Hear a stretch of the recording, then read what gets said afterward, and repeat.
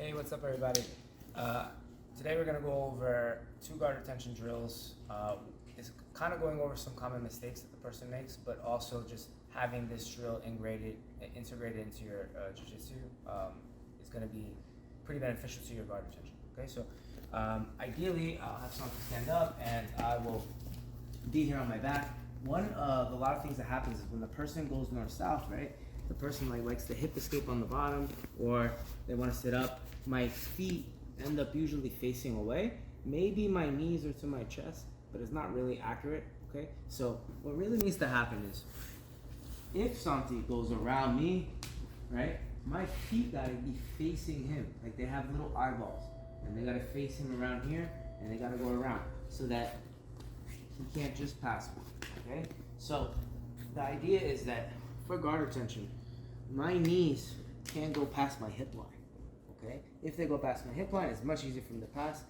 Even if I keep my knees up and I'm contracted, if my feet are facing down, it's still not good because he can put a lot of pressure on my hip flexor, and it's very bad. The only way I really can stop this is if he goes to do that, push down, and I sit up at the same time, because that's one motion, right? Where I can kind of use that motion where he pushes me down to get up. But most of the time, everyone gets here and he pushes it down. And then he starts making his way to one angle, and then I'm a little behind, right? So we're gonna do two drills, okay? One's just gonna be me getting used to putting my feet up, not really going upside down too much, but having my feet face him the whole time. So all it is the feet have eyes, okay? So my feet are gonna look at him the whole time. So you're gonna go around, you're gonna go around, you're gonna get on my shoulder, I'm gonna go around, I'm gonna stop. And he can switch whatever direction he wants. And I'm just gonna look at him, okay? Never once is he gonna come around and my feet aren't gonna look, because that's a moment you'll get past, or you'll have a hard time. So you wanna keep him up here. He starts going, and he gets here. He starts going, whatever side he goes. He can go a little faster, he can switch sides on me, and then you can start practicing keeping those feet inside. Your feet are not extending. They are just knees to chest facing him. So I don't really need to reach Santi, they just need to face him. And that's all I'm trying to do, is get used to flexing your instep and then using the bottom of the feet as eyes. Making sure that we're never getting used to when we get here, he starts to immediately, I pull guard or something, like that's it. Now I'm in trouble, I gotta do a bunch of extra things that I don't wanna do. Prevention is the best thing for guard retention, so we wanna be aware of what's really gonna make this work. Knees to chest, feet here, looking at him. I am also contracted. I am not relaxed. Relaxed, you can do the drill like this, but contraction is as he starts to go. Now I have very good contraction, so that if he decided to throw my legs at any point in time, he started to put it here, it'd be very hard for him to do it just like this. If I'm relaxed and you can push it away, it's not real. Okay, so that's one. Feet have eyes. Looking at my person, very simple drill. Facing him, contracting my core, staying round, looking at him the whole time. Okay?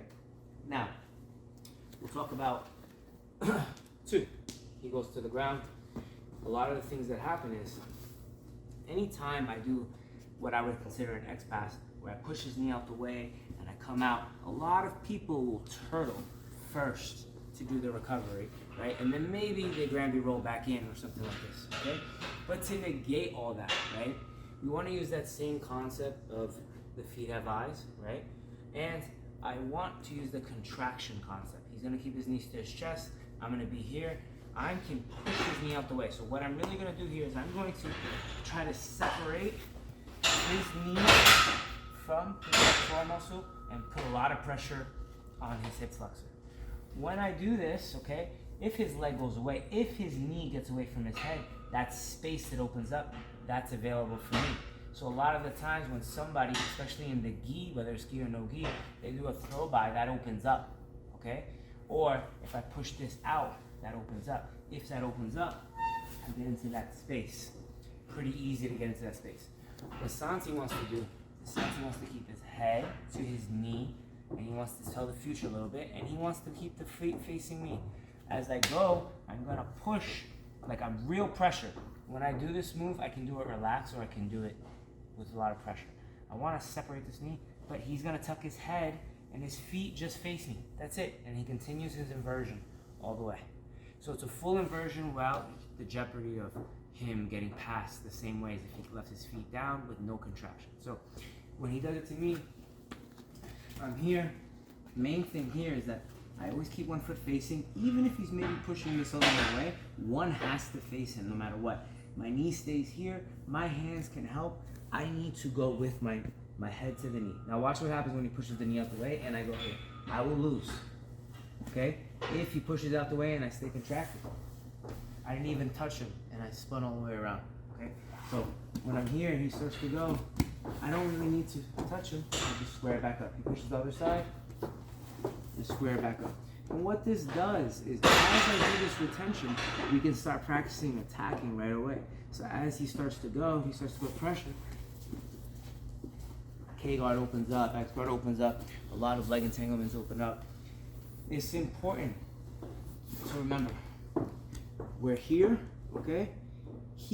We're doing the drill relaxed, so he can do this relaxed. He is not walking to me in this drill. He is pushing my knee out the way and dropping his pressure onto me, like this.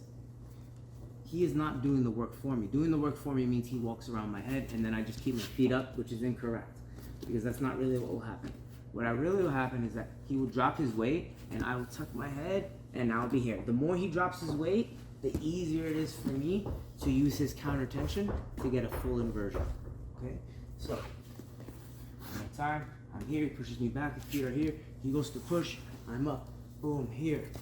One side. Here. Here. Look at the difference if I'm late. Go ahead. I get past. Okay? So, core contraction. Okay? Non-stop. Alright? Making sure the feet face him. Alright? Also anticipating using his counter tension to get a full inversion for your attacks. These are two simple things you can do. You can do them relaxed or you can do them with tension. You obviously need a partner, but it's very simple to do and apply to your jiu-jitsu. Give me a like and subscribe.